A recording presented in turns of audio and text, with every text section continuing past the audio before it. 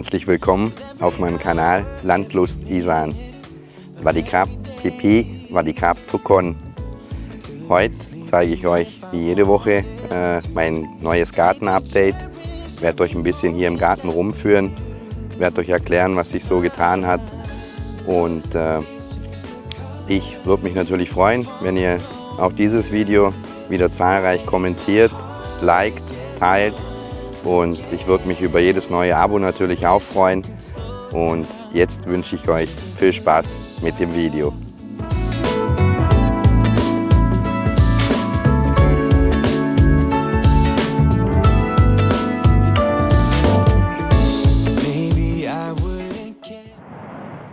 Ja, was hat sich so getan hier im Garten?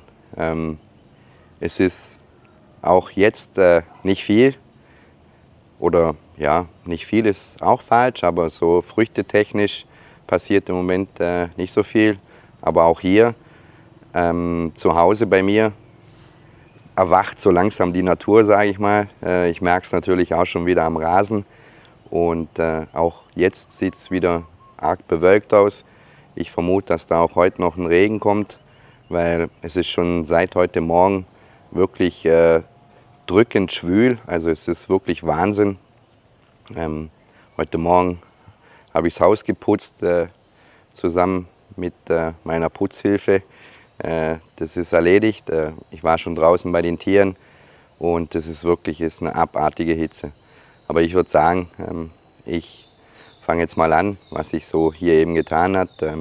Eben wie angesprochen, der Rasen, der wächst jetzt ordentlich zum Rasenmähen. Werde ich aber, sage ich mal, immer noch ein bisschen jetzt warten, weil ja, stellenweise hat er sich sehr gut jetzt schon erholt, aber ich warte jetzt einfach sicherlich noch mal eine Woche oder so und werde dann sicherlich das erste Mal Rasen mähen. Also ich gehe davon aus, nächste Woche dann. Ja, ansonsten die Mangos sind jetzt so gut wie abgeerntet.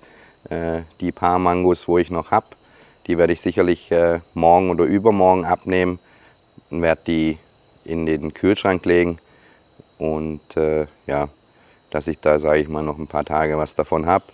Habe mir auch heute schon jetzt noch mal 4 Stück weggenommen. Die werde ich mir, denke ich, auch heute oder morgen noch schmecken lassen. Und ja, aber ich würde sagen, ich fange einfach mal an und zeige euch, was jetzt sich hier so getan hat. Jetzt stehe ich hier am ersten Mangobaum. Ihr wisst ja, der Mangobaum mit den großen Mangos, da zeige ich euch jetzt kurz, da hängen jetzt, glaube noch 3, 4 Früchte dran. Genau, müssten das sein. Ja, ich denke, dass ich die sicherlich auch die nächsten paar Tage noch ernten kann. Aber ja, ich wollte es euch kurz zeigen. Da seht ihr, da ist da noch eine Mango. Hier hängt noch eine Mango. Das ist die zweite. Dann haben wir hier die dritte noch. Und die vierte ist da hinten, ja. Also der Baum ist jetzt dann auch so gut wie durch. Da habe ich dann jetzt alle Mangos abernten können. Klar, ein paar waren schon, sage ich mal, von Tieren befallen. Die habe ich meinen Schweinen gegeben. Ansonsten der Baum hier, der hat auch noch ein paar Mangos. Der hat noch ein paar, die ich mir jetzt aber sicherlich auch jetzt die nächsten Tage dann holen werde eben. Dieser Baum, den kennt ihr ja auch. Der ist jetzt leer. Oder eine Frucht hängt noch dran, genau. Eine Mango hängt noch dran. Und dann sind eben soweit die Mangos jetzt hier durch. Ich habe gesehen bei der Schwägerin drüben, da gibt es noch ein paar Mangos. Also ich sage mal, da wird sicherlich noch 1 oder 2 Wochen wird es da noch Mangos geben. Ich habe gesehen bei der anderen Schwägerin drüben, die hat eben einen Baum, wo die Mangos, ja, also meine Schwägerin hat mir gesagt, das ist ein Baum, wo anscheinend ganzjährig Mangos tragen kann. Wenn dementsprechend genug Wasser da ist und so weiter, kann man das ganze Jahr über Mangos davon ernten. Ja, also das ist so zum Thema Mangos hier. Wish I could slow down. Wish I could Dann stehe ich jetzt hier vorm Limettenbaum. Der Limettenbaum, da habe ich jetzt heute auch, ich glaube, das sind so runde 8, 9, 10 Früchte abgenommen, die sich ganz gut angefühlt haben, auch von der Größe her okay waren. Der Baum hat nach wie vor noch sehr viele Früchte. Ich würde euch da auch mal kurz das zeigen, wie der Baum aussieht, wie voll der noch ist. Also Limetten werde ich sicherlich auch noch einige Zeit hier haben. Ja, das ist jetzt der Limettenbaum eben. Und eben, wenn ihr da seht, die Limetten sind da wirklich noch zahlreich vorhanden.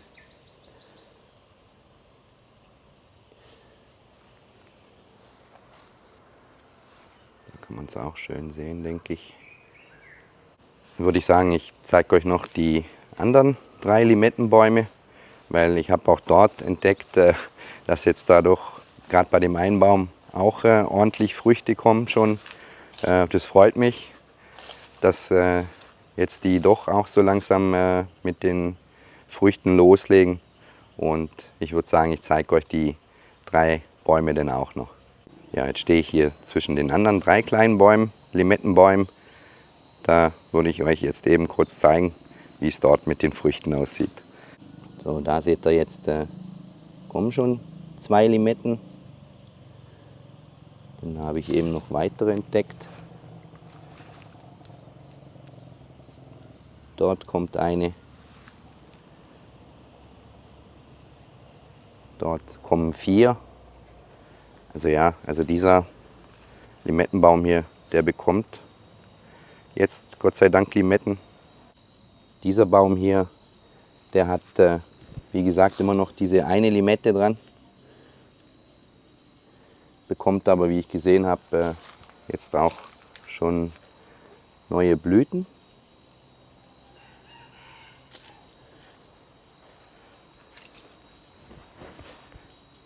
Denn dieser Limettenbaum hier, da habe ich jetzt ehrlich gesagt noch nichts erkennen können. Bin gespannt, ob da jetzt noch was kommt oder nicht.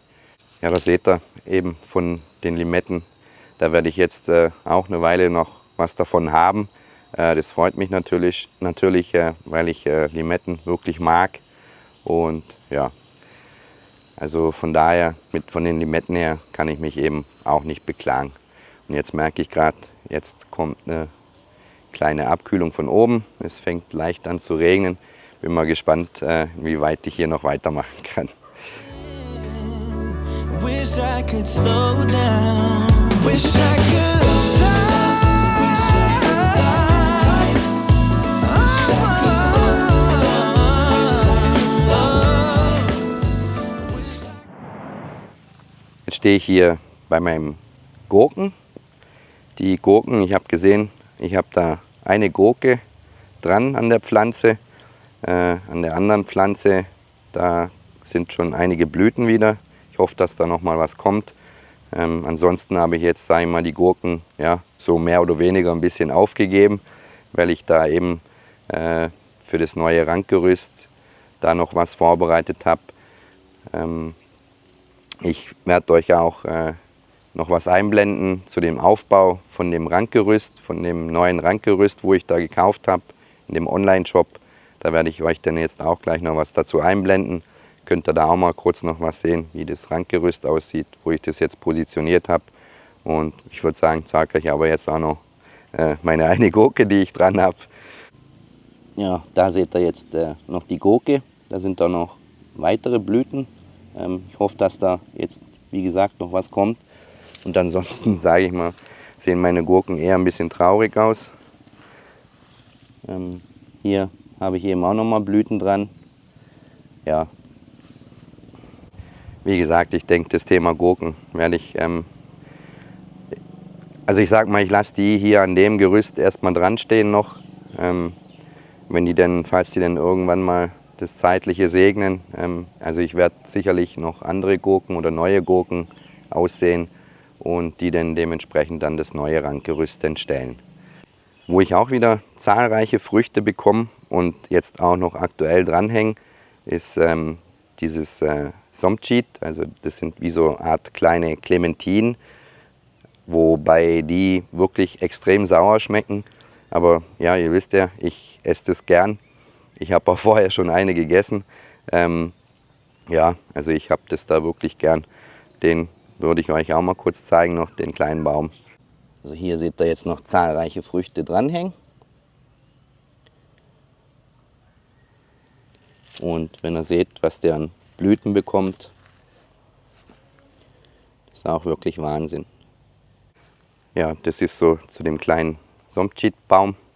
Da werde ich, wie gesagt, sicherlich auch noch ein paar Früchte davon immer mal wieder naschen können.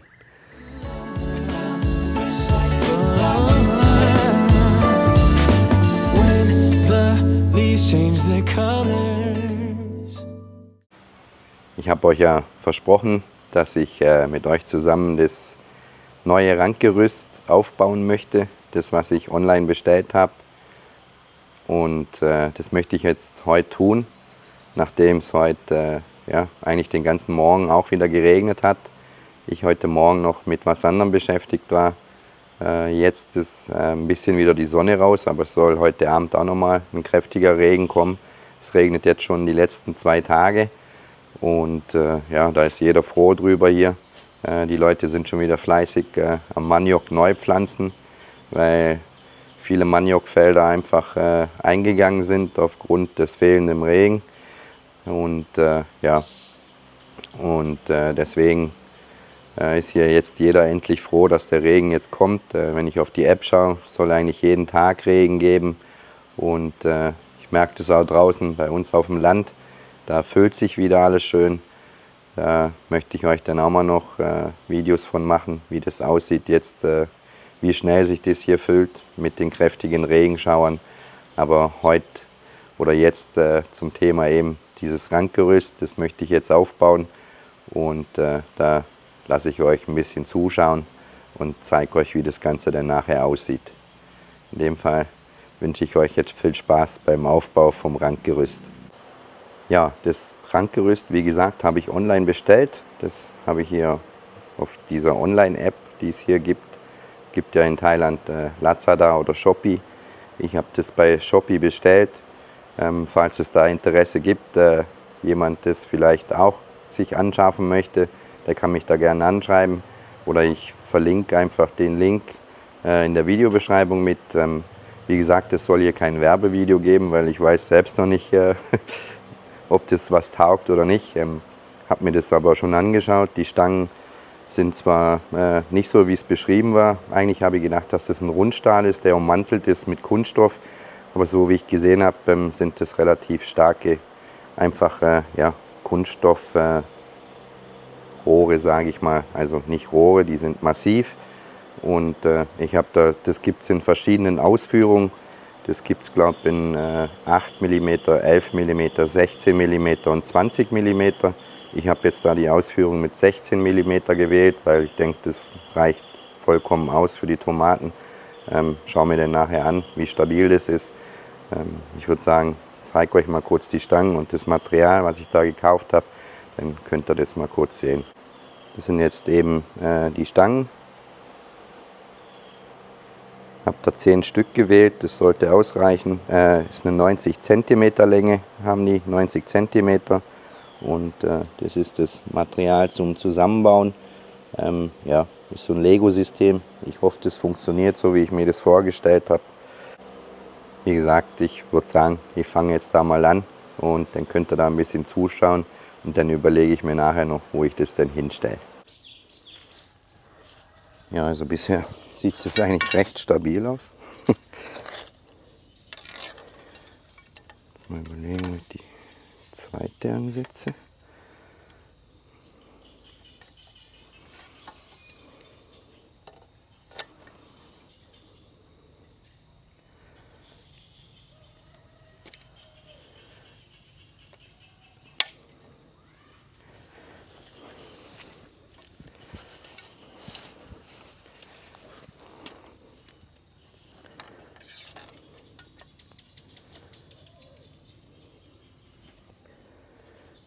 Also die Mücken hier, die sind wahnsinnig jetzt heute schon.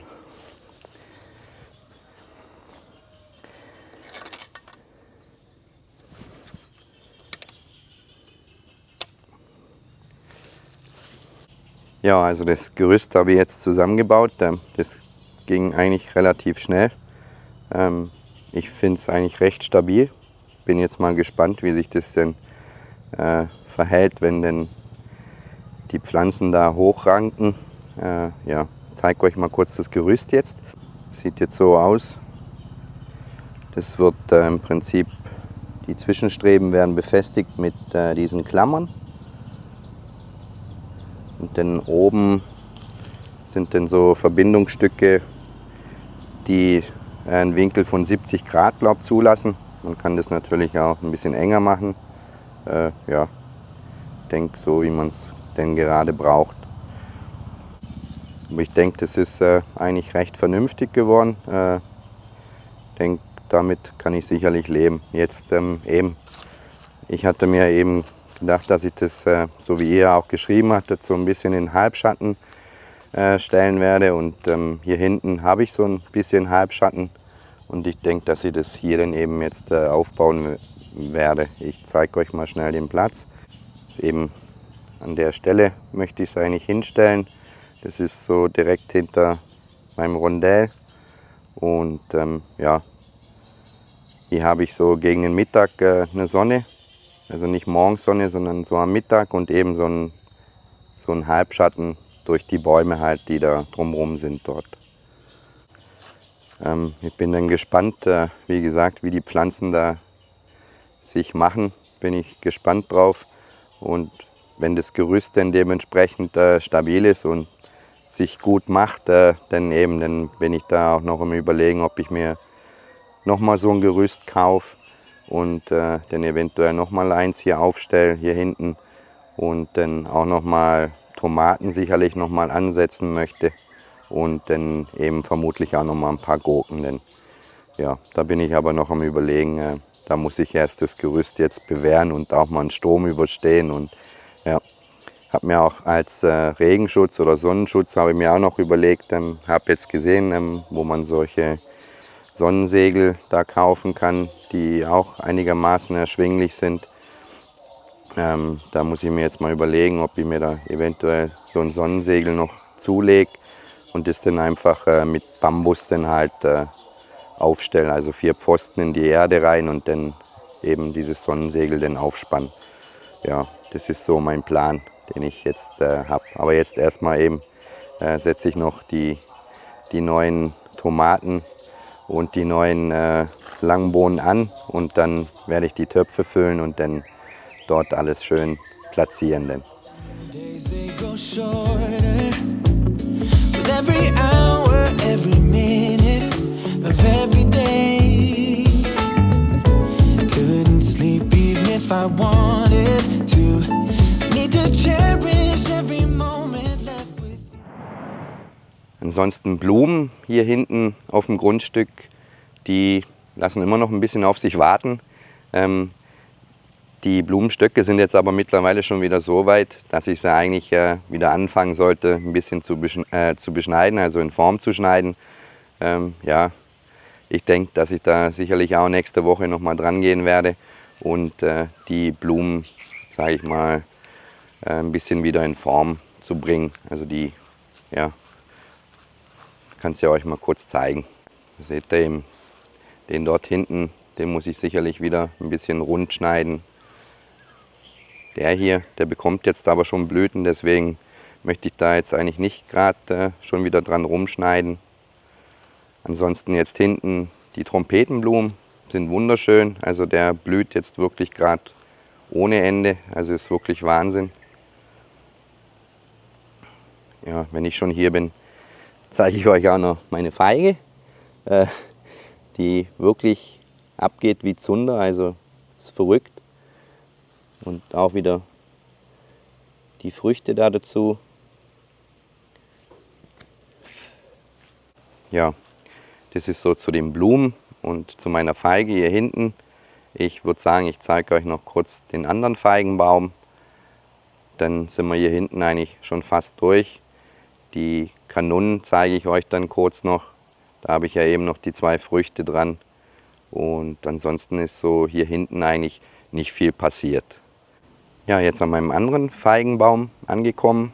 Der jetzt auch wieder einige Früchte dran hat und im Moment aktuell Gott sei Dank auch keine abgestoßen hat. Ich hoffe, dass ich da jetzt von dem auch bald vielleicht mal noch ernten kann. Wird euch die kleine Feige auch mal noch kurz zeigen. Das ist eben die andere Feige.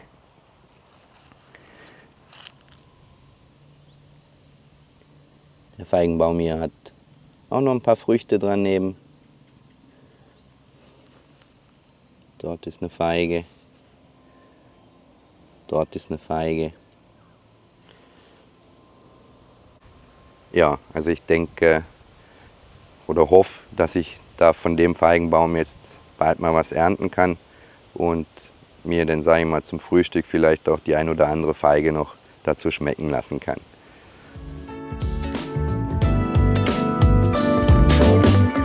Summer days they go shorter with every hour, every minute. Bin ich jetzt beim Kanunenbaum. Da zeige ich euch nur schnell die 2 Früchte noch. Die kennt ihr ja eigentlich noch vom letzten Garten-Update.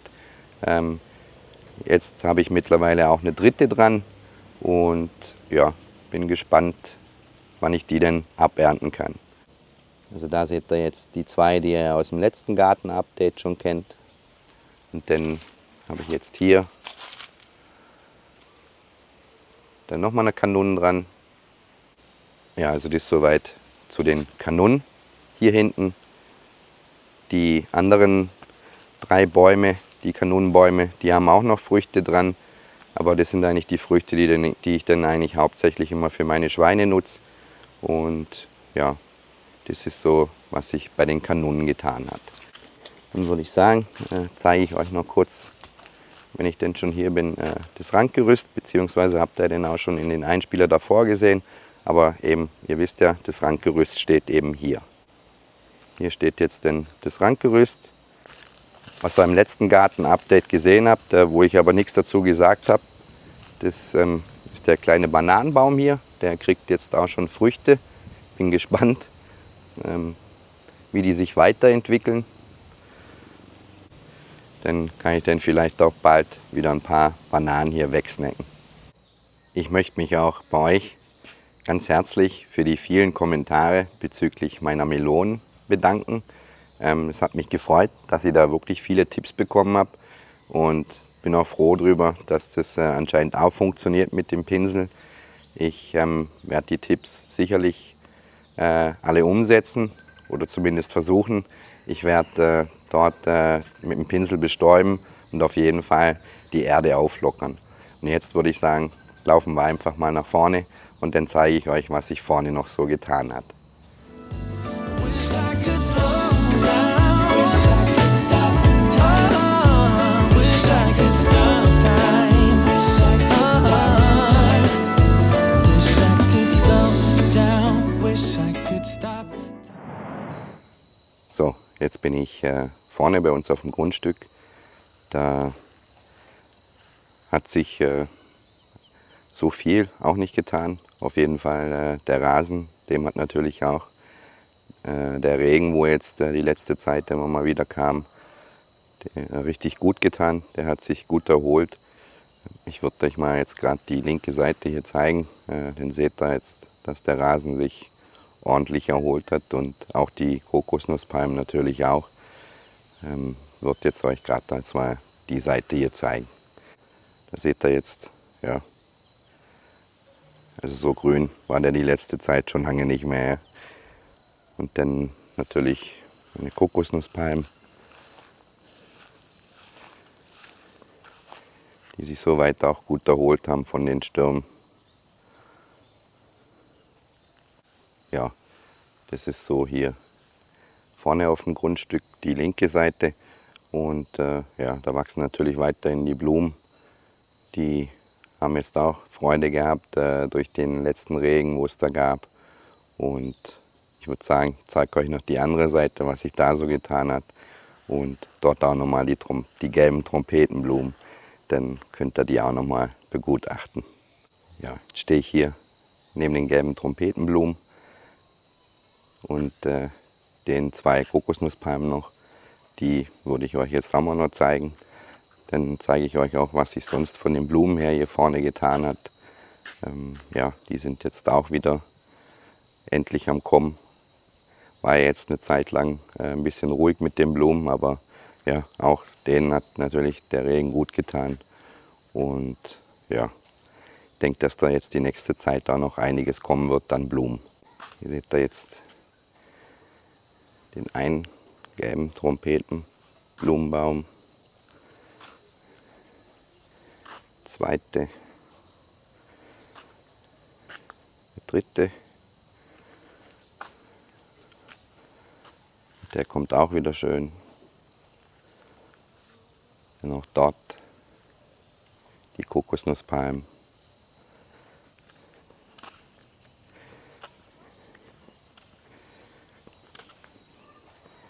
Dann hier jetzt der Lamyai-Baum, der auch ordentlich neu ausgetrieben hat.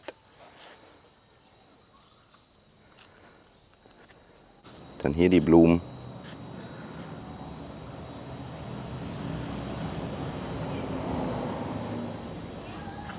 Hier seht ihr jetzt mal die Samen von den Blumen da. Ist auch immer witzig zu sehen, wie das aussieht. Die Blumen hier. Ja, das ist so das, was sich vorn getan hat. Das wächst hier alles jetzt nach wie vor richtig schön. Mit den Blumen, denke ich, kann meine Frau sich auch nicht beklagen. Da schaue ich auch immer gut nach.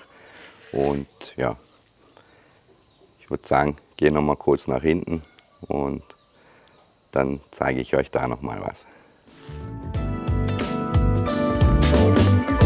Summer days they grow shorter with every hour, every minute of every day. Couldn't sleep even if I wanted to. Need to cherish every moment left with you.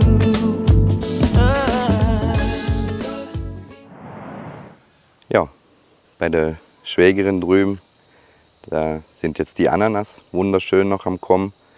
Da konnte ich mir es wieder nicht verkneifen, mir da ein paar Ananas wegzuschnappen.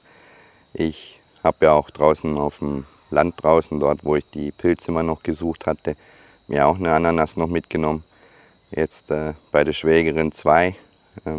Ja, die werde ich mir definitiv heute Abend, denke ich, noch schmecken lassen. Sind ja nicht so große, also ja.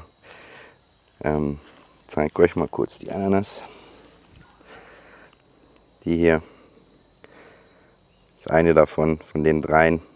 Und die anderen 2 lasse ich noch ein bisschen reifen im Kühlschrank. Aber die hier, die kann ich sicherlich heute schon essen. Ja, ja. Ich würde einfach sagen, ich beende jetzt hier das Video, weil das, ihr seht, so viel hat sich denn doch nicht getan hier. Werde jetzt das Video dann eben deswegen an dieser Stelle jetzt beenden, möchte aber auf jeden Fall an dieser Stelle ganz, ganz liebe Grüße an den lieben Olaf sagen. Möchte mich bei ihm auch mal persönlich noch herzlich dafür bedanken, dass er meinen Kanal da empfohlen hat. Ich möchte jetzt hier natürlich auch meinen Zuschauern gern seinen Kanal vorschlagen oder beziehungsweise empfehlen. Schaut da auf jeden Fall mal vorbei. Sein Kanal heißt Mein Leben in Thailand. Ja, er berichtet quasi auch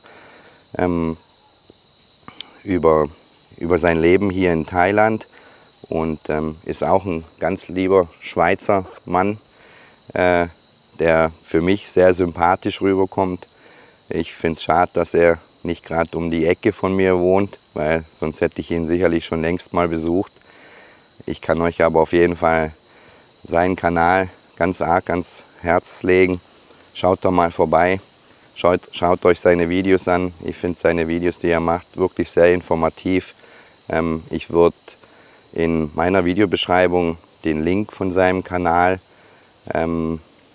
dort euch hinterlassen und werde hier oben dann auch noch euch seinen Kanal verlinken.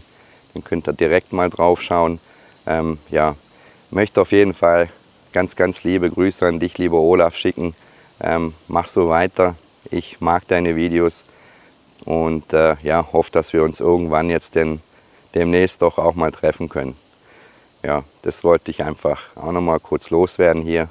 Und ja, schaut auf jeden Fall mal vorbei bei ihm, dann hat er da sicherlich eine Freude. Ja, wie gesagt, dann würde ich jetzt das Video an der Stelle beenden.